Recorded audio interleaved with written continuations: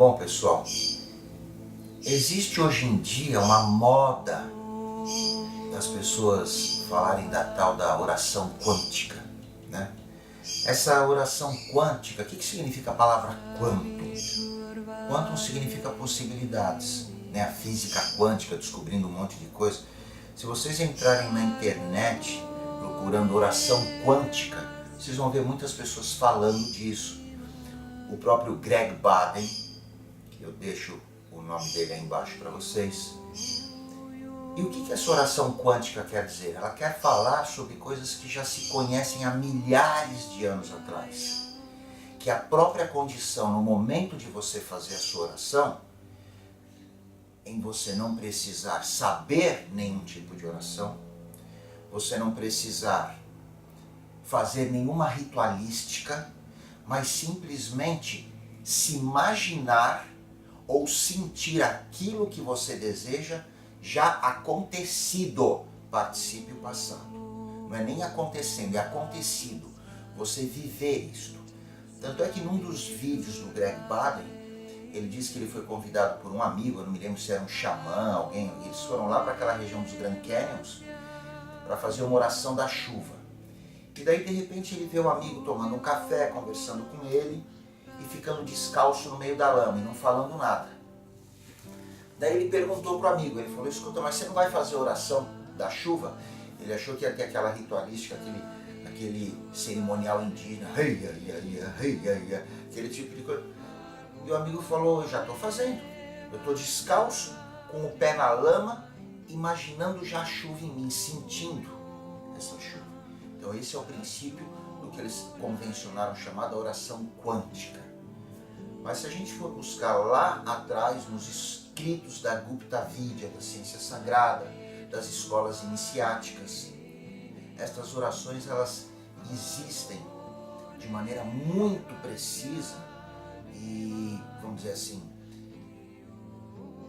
de uma maneira direta, de uma maneira com muito conhecimento das pessoas que viviam isso no seu dia a dia.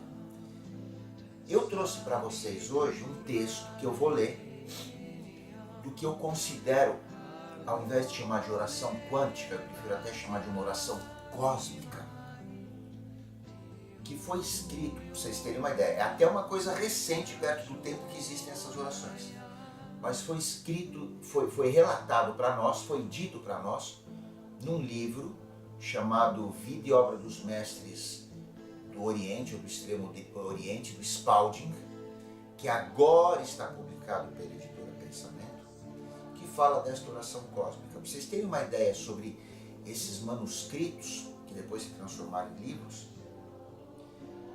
eles foram feitos por alguns expedicionários, gente ligada à ciência, que por volta de 1890 foram para o Oriente viver e aprender com os mestres daquelas regiões todas do Himalaia. Montaram uma bela expedição com guias muito espiritualizados, o Jest e o Nepro, que eram os dois guias principais deles.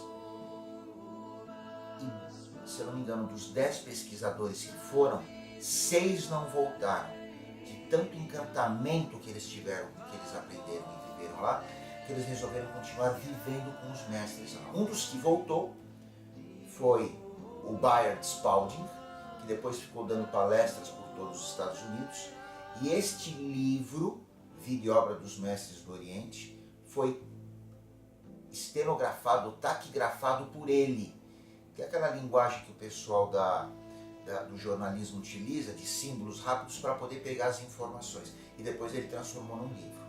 Como é que este livro chegou nas minhas mãos? Não existia ainda a edição oficializada pela editora Pensamento.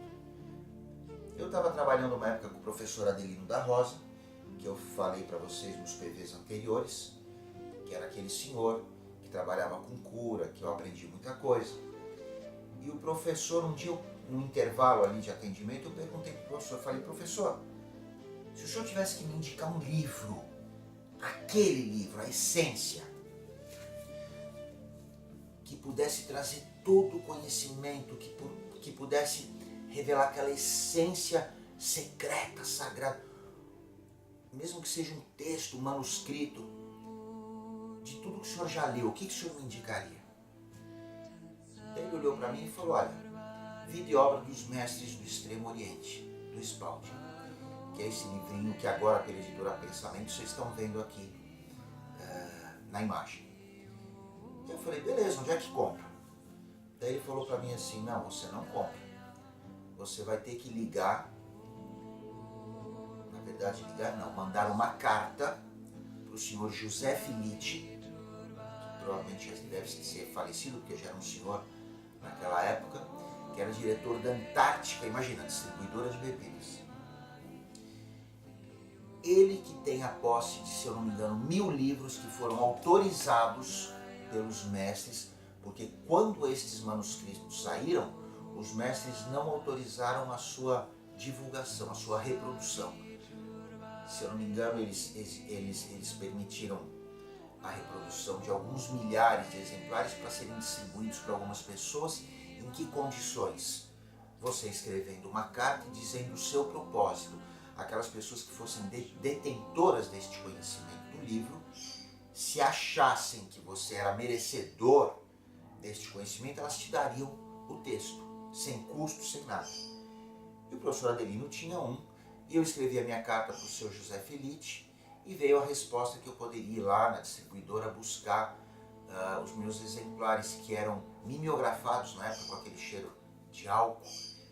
E eu, quando peguei aqueles manuscritos, levei numa senhora que ela fazia capas artesanais, e eu fiz 5 volumes, com letrinha escrita a ouro, tá aqui ó, Bard T. Spalding, Vida e Ensinamentos, não é vida e obra, é Vida e Ensinamento dos Mestres do Oriente, volume 2, já vou explicar porque que eu estou com o volume 2 na mão, é que aqui que estão as orações. Anos depois, bom, li este livro algumas vezes, anos depois, com a autorização da divulgação em larga escala, ele foi produzido pela editora Pensamento, que é este outro livrinho que vocês viram aí na imagem, já mais comercializável. Bom, essas orações que eu vou ler para vocês, que está neste volume 2, elas falam da oração quântica, ou oração cósmica. São orações que eu fazia direto, mas depois o que eu descobri? Com a vivência, que você não precisa ler, você não precisa decorar alguma coisa, por mais que você possa saber um mantra, como Gayatri, que é o mantra mais antigo e mais poderoso conhecido, que é o Om Burbuhat Saha Om Tat Savitura Vareya Bargo Devasa Dimadi Joyo Mahaprachodayatu. Daí você repete Om Burbuhat Saha, então você fica Om Burbuhat Saha Om Tat Savitura Vareya Bargo Devasa Dimadi Joyo Mahaprachodayatu Om Burbuhat Saha. E este mantra, como já tem uma carga energética muito poderosa nele, você vai entrando num estado diferenciado de consciência. Então este é o objetivo das orações, dos mantras, enfim, das preces, te colocar neste estado elevado de consciência. Agora, qual é o atalho para isso? Para você ir direto. O atalho é você sentir isto já diretamente.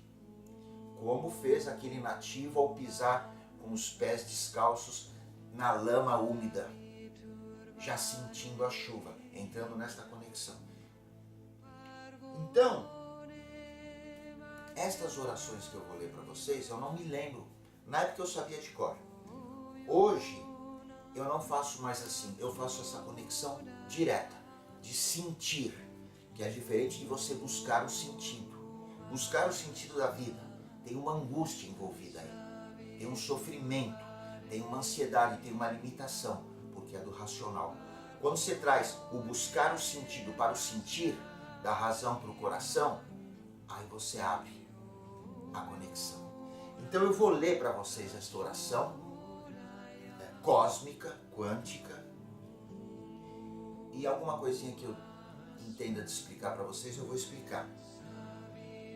Eu vou dizer para vocês como eu fazia a oração, tá? Claro, se vocês quiserem o descritivo a gente vai deixar desta oração, mas vocês vão encontrar no livro. Se vocês comprarem, mas agora só achem sebo. E o importante é vocês entenderem que mais do que a oração, da forma como ela está escrita, é vocês sentirem no coração isto que está escrito aqui. E aí vocês vão conseguir, tá bom? Então o que eu faço? São 5 tomos, vamos dizer assim. Ou tomos, né? Que eu coloquei em cartões postais coloridos e bonitos. Tá? Escrevi no verso. Na época, né? Escrevi. Tinha ainda essa facilidade de digitar.